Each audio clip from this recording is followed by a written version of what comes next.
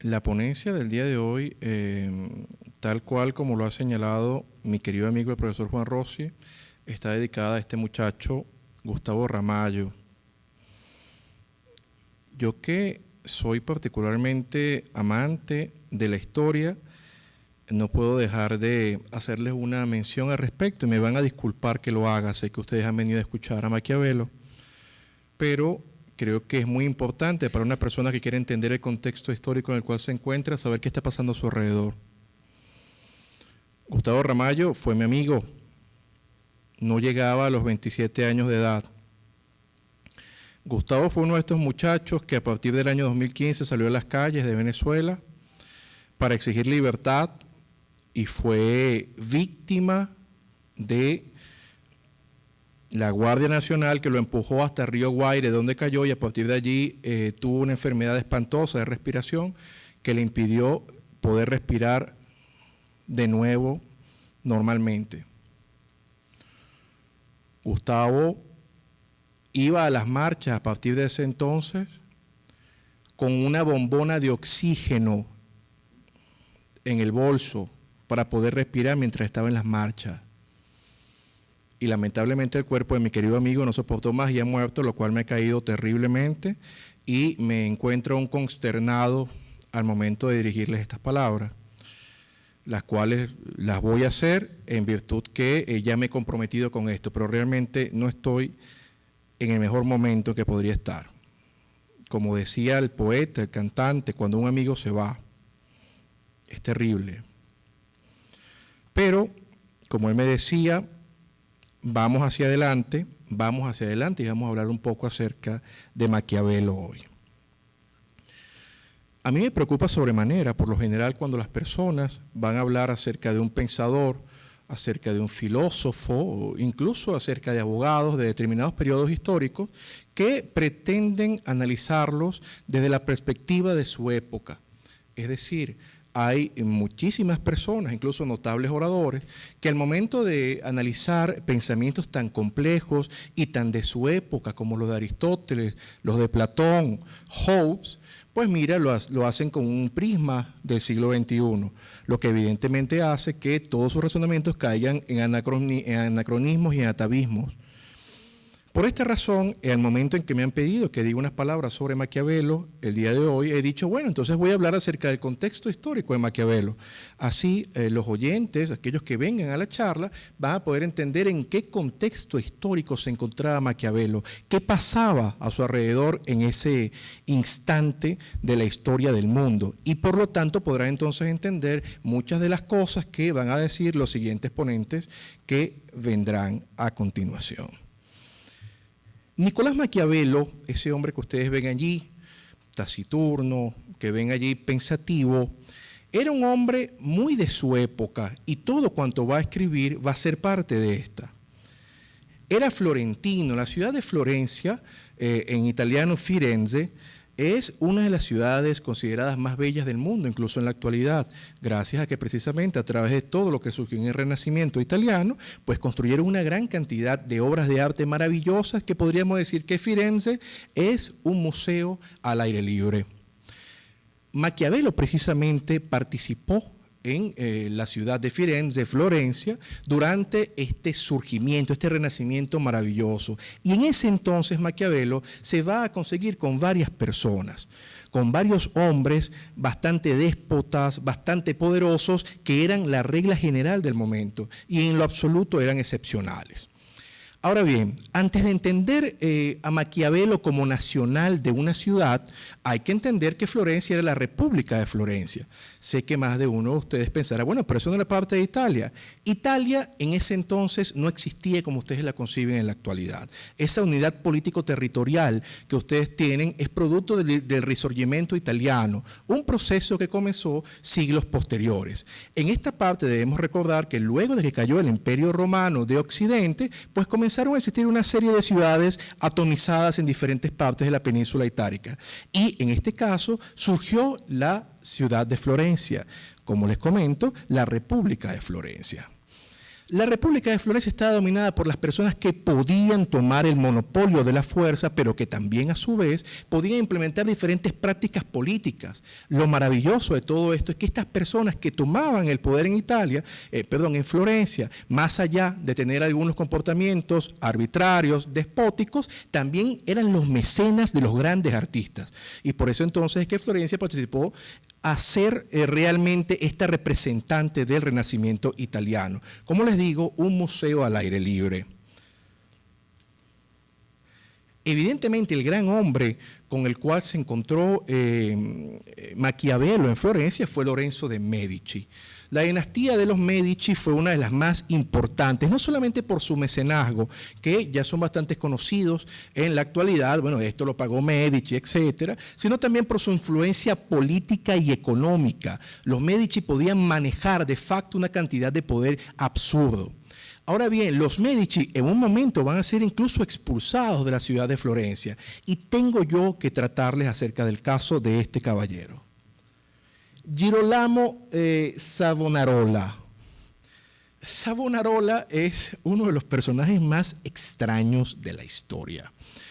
A cualquiera de ustedes les podría parecer un fanático religioso, un fanático católico que consideraba que todas las cosas bellas, deslumbrantes que le gustaban a los Medici estaban mal, porque estaban en contra de las Santas Escrituras. Entonces, curiosamente, cualquier persona que quisiera tener algo bonito, algo de valor, pues entonces era castigada por la influencia de Savonarola. Savonarola tuvo la suerte de que el rey de Francia, en ese entonces Carlos VIII, pues mantenía alguna clase de predominio militar en la época y apoyaba a Savonarola. Por esta razón, Savonarola se puso entonces a abusar. Muchas personas han pretendido tachar a Savonarola de que él era un santo. Al contrario, Savonarola también concentraba grandes dosis de poder, pero desde la perspectiva episcopal. Y Savonarola va a comenzar a ser uno de los grandes críticos de lo que pasaba en la iglesia en ese entonces, sobre todo en la figura del Papa Alejandro VI, Alejandro Borgia.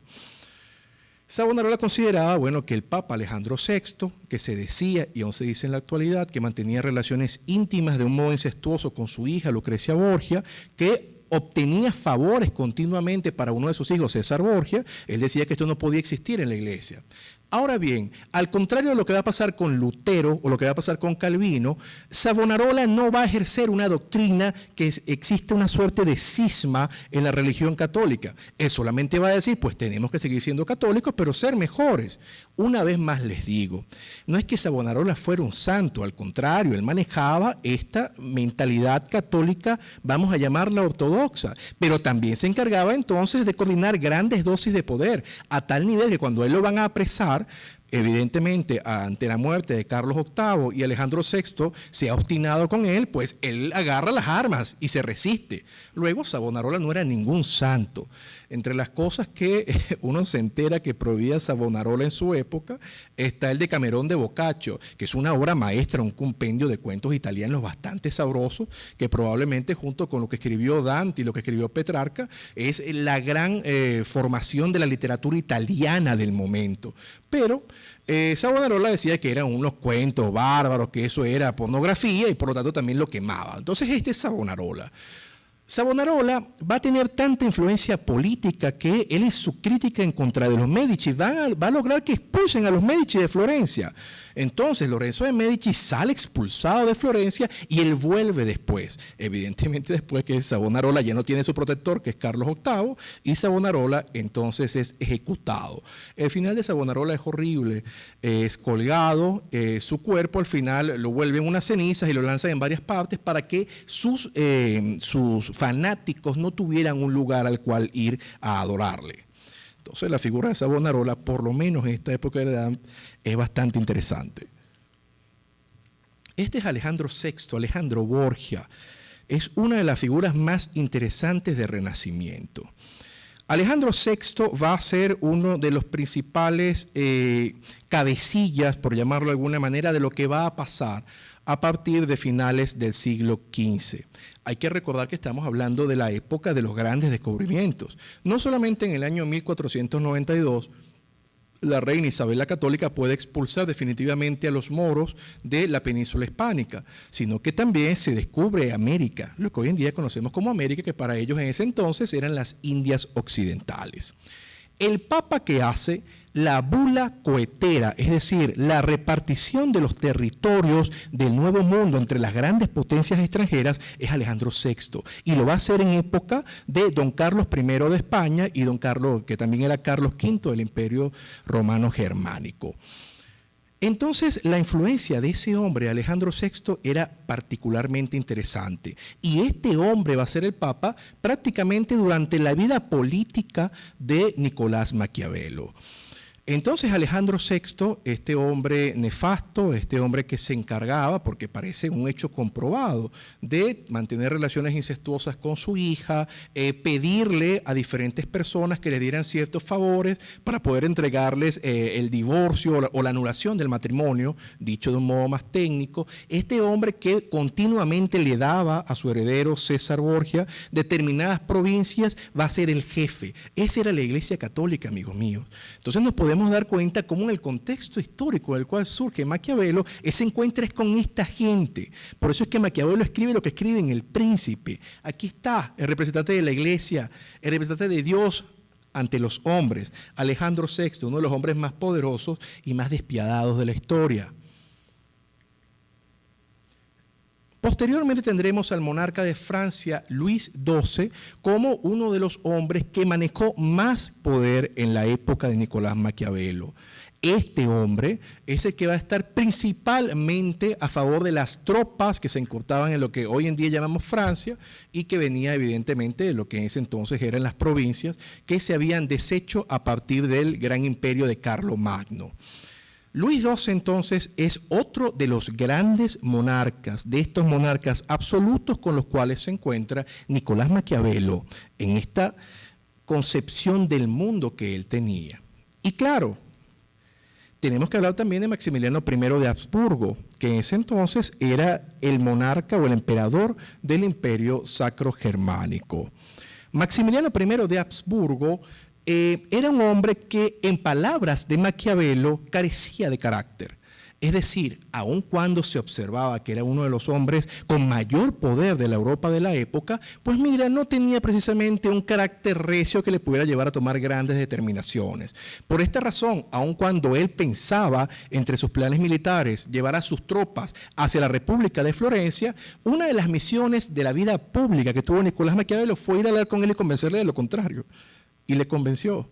Maximiliano no invadió Italia, no invadió la península itálica gracias precisamente a las palabras de Maquiavelo, que en El Príncipe no le va a dedicar precisamente párrafos que lo halaguen. Al contrario, va a considerar un monarca de estos que no tiene precisamente la fortaleza de vida a fin de poder llevar a cabo sus destinos.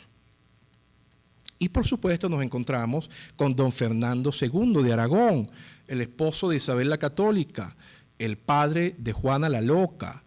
Este hombre, Fernando II de Aragón, del Reino de Aragón, al casarse con la reina Isabel la Católica, entonces van a lograr la unidad político, territorial y religiosa de la península hispánica.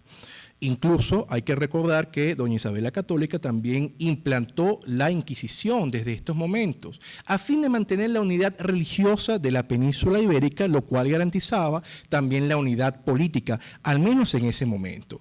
Entonces, Fernando II de Aragón va a ser uno de estos hombres terribles durante su vida, que incluso ante la muerte de su mujer Isabel la Católica y al saber dejarle la herencia del reino de Castilla a su hija, doña Juana I, llamada la Loca, pues entonces Fernando II de Aragón se encargó de correr aún más el bulo de que su hija estaba loca y no podía gobernar, razón por la cual entonces recaía en él la responsabilidad. Entonces, Felipe I, llamado Felipe el Hermoso, el marido de Juana la Loca, es aquel que logra tener el dominio sobre Castilla. Y como estas cosas raras que pasan en la historia de la humanidad, sobre todo en la historia de los reinos, cuando estaba en la peor parte de la pelea entre Felipe el Hermoso y don Fernando II de Aragón, nos conseguimos con que Felipe el Hermoso estaba un día jugando pelota, tomó agua muy fría y se murió. Esas cosas raras que pasan, favoreciendo evidentemente a Fernando II de Aragón en sus aspiraciones, dado que su hija era considerada entredicha, es decir, estaba loca. Este es Fernando II de Aragón, otro de los monarcas terribles, radicales, con los que también se va a conseguir precisamente Nicolás de Maquiavelo. Entonces Maquiavelo va a tener una perspectiva del mundo en la cual el poder era ejercido por diferentes monarcas en diferentes estados, pero realmente pertenecían a estas familias, ¿no? Las familias eran aquellas que podían implementar el poder, mucho más allá de una nación, mucho más allá de un estado. Maquiavelo va a considerar por lo menos a Fernando II de Aragón al decir que él era un rey católico, pero en cuanto a virtudes católicas tenía muy pocas. Era el hombre más despiadado, más ruin y más terrible de todos, pero a su vez, admite el propio Maquiavelo, de no haberlo sido, no podría haber hecho nada de cuanto llevó a cabo. El mundo, mis queridos amigos, es totalmente diferente a lo que pensamos hoy en día. Yo decía hoy a mis alumnos en la universidad que vivimos en el mejor de los mundos posibles.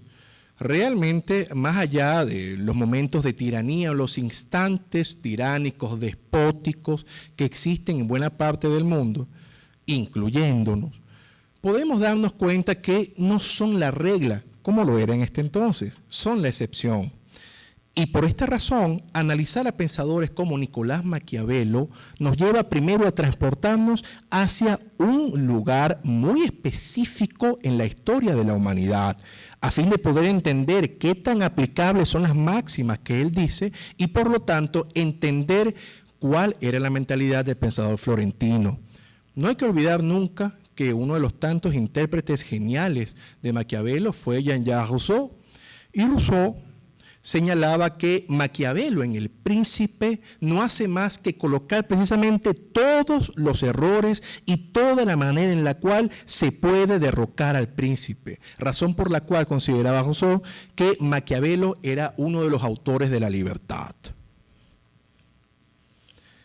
Maquiavelo como figura histórica tiene momentos complicadísimos que estoy seguro que los ponentes que siguen van a explicar. Pero Maquiavelo va a sufrir varios exilios, va a sufrir castigo por parte de los Médici precisamente, aun cuando Maquiavelo le dedica el libro a uno de los Médici, al nieto de Lorenzo de Médici. Maquiavelo va a sufrir también bastante en Florencia y va a terminar sus días sin poder ejercer cargos públicos. Se dice, entre lo que señalan varios autores, y sobre todo por cartas privadas de Maquiavelo, que Maquiavelo ha terminado en Florencia pues sencillamente siendo podador de árboles de territorios que les pertenecían. Y es en este momento en el cual Maquiavelo va a hacer unas cosas interesantes. Maquiavelo, cuando volvía en sus últimos años de podar árboles, se vestía como una persona ilustrada, como lo fue en su momento, y se ponía entonces a leer toda la doctrina maravillosa que él había estudiado en su momento y a escribir. Y entre las cosas maravillosas que escribió Maquiavelo, tenemos evidentemente El Príncipe y tenemos también Las décadas de Tito Livio, que lamento mucho lo que le ha pasado a mi querido Guillermo Aveledo, que por bueno, realmente es un accidente que ha tenido, no ha podido venir a dar su charla, que era precisamente sobre las décadas de Tito Livio, que espero ustedes tengan la posibilidad de escucharla en algún momento.